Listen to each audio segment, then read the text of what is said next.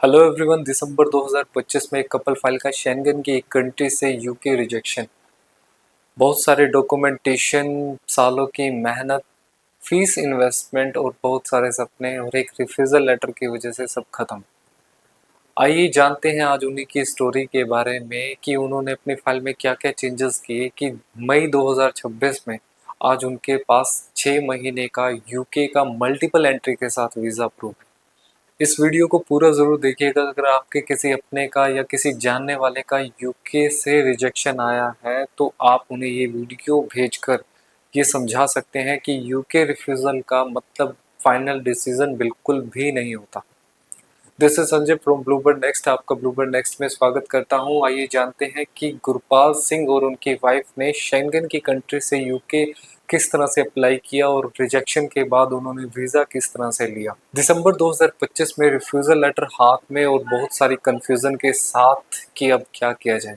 एक जगह से वो सुनते हैं कि अब कुछ नहीं किया जा सकता, एक जगह से वो सुनते हैं कि आपको एप्लीकेशन दोबारा से लगानी चाहिए, एक जगह से वो सुनते हैं कि आपके डॉक्यूमेंटेशन की कमी की वजह से आपका वीज़ा रिफ्यूज़ हुआ है, एक जगह से वो सुनते हैं कि आपने फाइल को प्रॉपर वे से नहीं किया, आपकी फाइल के डॉक्यूमेंटेशन में ही कमी थी, आपकी फाइल में एक्सप्लेनेशन की काफ़ी कमी थी जिसकी वजह से आपका यूके का रिफ्यूज़ल आया। बहुत सारी कन्फ्यूज़न, फ्रस्ट्रेशन के साथ अब उन्होंने ऐसा क्या किया, किन किन स्टेप्स पर काम किया कि मई 2026 में उनके पास यूके का 6 महीने का मल्टीपल एंट्री के साथ वीज़ा अप्रूव है। This is Sanjay from Bluebird next. चलिए जानते हैं गुरपाल सिंह और उनकी वाइफ की वीज़ा अचीवमेंट की स्टोरी के बारे में कि किस तरह से उनका यूके का वीज़ा अप्रूव हुआ। रिफ्यूज़ल आने के बाद उन्होंने ऑनलाइन सर्च किया और इंस्टाग्राम के जरिए उन्होंने हमसे कांटेक्ट किया और अपने रिफ्यूज़ल लेटर को हमसे शेयर किया। जब हमने उनके रिफ्यूज़ल लेटर को पढ़ा और उनके डॉक्यूमेंटेशन को देखा तब हमें तुरंत समझ में आ गया कि फाइल में कोई कमी नहीं है। कमी थी तो वीज़ा ऑफिसर को फाइल समझने में।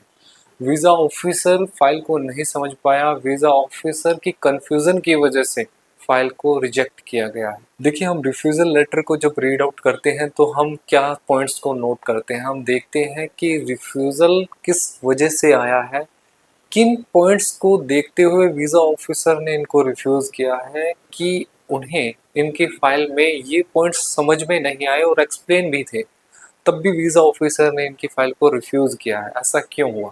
जब हमने इनकी फाइल को एनालाइज किया तब हमें पता चला कि होम ऑफिस ने इनकी फाइल को समझने में गलती की थी और प्री एक्शन प्रोटोकॉल के जरिए हम उन्हें चैलेंज कर सकते थे। पहली बात, वीज़ा ऑफिसर के द्वारा उनके डॉक्यूमेंटेशन को प्रॉपरली समझा ही नहीं गया।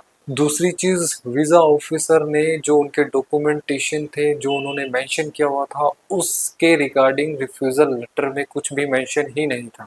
तीसरी बात, होम ऑफिस की असेसमेंट इमिग्रेशन रूल्स के अगेंस्ट थी। और यहाँ मैं आपको एक इम्पोर्टेंट बात बताना चाहूँगा कि बहुत लोग नहीं जानते हैं कि यूके का रिफ्यूज़ल लेटर फाइनल डिसीजन बिल्कुल भी नहीं होता। अगर आपके पॉइंट्स इनवैलिड वीज़ा ऑफिसर की तरफ से दिए गए हैं तो आप चैलेंज कर सकते हो वीज़ा ऑफिसर को और चैलेंज कर यूके से वीज़ा भी ले सकते हो 6 मंथ्स की मल्टीपल एंट्री के साथ, जो भी आपने अप्लाई किया हो। अब जानते हैं कि गुरपाल सिंह और उनकी वाइफ के रिफ्यूज़ल लेटर पर जो हमने पैप होम ऑफिस के अगेंस्ट फाइल की थी उसके ज़रिए किस तरह से visa step by step follow कर हमने ले लिया। रिफ्यूज़ल लेटर को डीपली एनालाइज किया और वीक पॉइंट्स जो वीज़ा ऑफिसर की तरफ से फाइल के रिजेक्शन में दिए गए थे उन पॉइंट्स के ऊपर काम किया और पैप लेटर में एक्सप्लेन किया। रिफ्यूज़ल लेटर के वो पॉइंट्स हमने प्री एक्शन प्रोटोकॉल में मेंशन किए और वीज़ा ऑफिसर को हमने चैलेंज किया कि किन पॉइंट्स पर वीज़ा ऑफिसर ने फाइल को एनालाइज करने में गलती की है जिसकी वजह से हमें रिफ्यूज़ल को देखना पड़ा। 14 दिन की डेडलाइन के साथ हमने होम ऑफिस को वो लेटर सेंड किया और 14 दिन बाद होम ऑफिस की तरफ से हमें एक रिस्पॉन्स लेटर मिलता है जिसमें होम ऑफिस की तरफ से ये मेंशन था कि हमें 3 महीने का आपसे टाइम चाहिए आपके केस को दोबारा से रीओपन करके उसे एनालाइज कर आपको एक बेटर आउटपुट प्रोवाइड करवा सके। 3 महीने बाद उनका यूके का वीज़ा अप्रूव्ड हो जाता है। यूके होम ऑफिस इस पॉइंट के ऊपर माफ़ी भी मांगता है और 6 महीने का उन्हें वीज़ा भी ग्रांट करता है मल्टीपल एंट्री के साथ। वही कपल दिसंबर 2025 में जो यूके से रिजेक्शन पा चुके थे, मई 2026 में आज उनका यूके का वीज़ा मल्टीपल एंट्री के साथ अप्रूव होकर आ चुका था। अब मैं डायरेक्ट आपसे बात करना चाहूँगा, अगर आपका भी यूके से रिफ्यूज़ल या किसी जानने वाले का रिफ्यूज़ल आया हुआ है, तो आप ये गलतियां बिल्कुल भी मत कीजिए।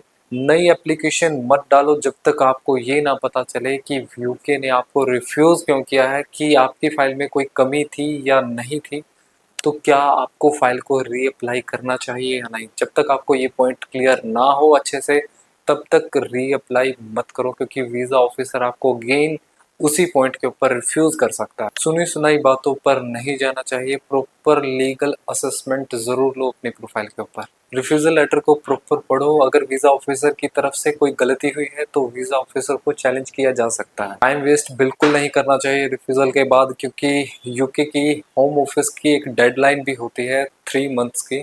अगर आप 3 महीने के अंदर अंदर होम ऑफिस को चैलेंज कर लेते हो तो आप लीगली जुडिशियल रिव्यू की तरफ जा सकते हो। अगर आपने 3 महीने के अंदर यूके को चैलेंज नहीं किया तो आप जुडिशियल रिव्यू की तरफ भी नहीं जा सकते। इस कपल ने हमें कांटेक्ट किया और 3 महीने बाद इनका यूके का वीज़ा अप्रूव हुआ है। इसी तरह से आपकी भी अगर कोई फ़ाइल हो या फिर आपके किसी जानने वाले की भी फ़ाइल रिजेक्ट हुई हो, तो उसकी फ़ाइल को हमसे आप एनालाइज़ करवा सकते हैं कि क्या उस फ़ाइल को यूके होम ऑफिस को चैलेंज किया जा सकता है। अगर आप भी चाहते हैं कि आपके रिफ्यूज़ल लेटर को हमारे थ्रू एनालाइज़ किया जाए, तो आप दिए गए कॉन्टैक्ट नंबर से हमें कॉन्टैक्ट कर सकते हैं। हमारे चैनल को सब्सक्राइब कीजिए ताकि मैं आपको इसी तरह के और भी केसेस आपके सामने लेकर आता रहूं, ताकि आपको टाइम से पता चल सके कि किन किन केसेस को वीज़ा ऑफिसर को चैलेंज किया जा सकता है।